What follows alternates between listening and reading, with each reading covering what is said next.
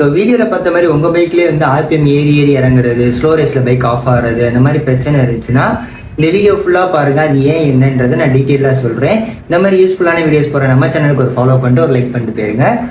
Problem எதுலேருந்து வரும் பார்த்தீங்கன்னா, த்ராட்டில் பாடியில் ஸ்டெப் மோட்டார்னு சொல்லிட்டு ஒரு ஃபங்க்ஷன் இருக்கும். ஸோ அந்த ஸ்டெப் மோட்டார் போகிறதுனால தான் இந்த மாதிரி ப்ராப்ளம்ஸ் வரும். இந்த ஸ்டெப் மோட்டார் எதனால இந்த மாதிரி ஆகுதுன்னு பார்த்துட்டிங்கன்னா, பாடியில் அதிகமான அளவு கார்பனோ டஸ்ட்டோ ஃபார்ம் ஆச்சுன்ற பட்சத்தில் இந்த மாதிரி பிரச்சனைஸ்லாம் வரும்.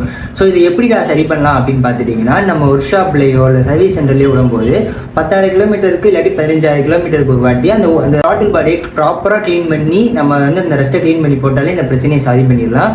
அப்படி இல்லை கவனிக்காமல் விட்டுட்டேன் அப்படின்னா ஒன்றும் பிரச்சனை இல்லை. அந்த ஸ்டெப் மோட்டாரை மட்டும் நீங்கள் சேஞ்ச் பண்ணிட்டீங்கனாலும் இந்த பிரச்சனை சால்வ் ஆயிடும். நெக்ஸ்ட் இந்த மாதிரி தப்பை நீங்கள் பண்ணாமல் இருந்தாலே அடுத்து இந்த மாதிரி வராது. ஸோ இதனால என்னென்ன அதிகமான வரும், மைலேஜ் கிடைக்காது, அதே போக பிக்கப் இருக்காது. ஸோ இந்த 2 பிரச்சனையும் வந்து நம்ம வண்டியில் வர வாய்ப்பு இருக்குது.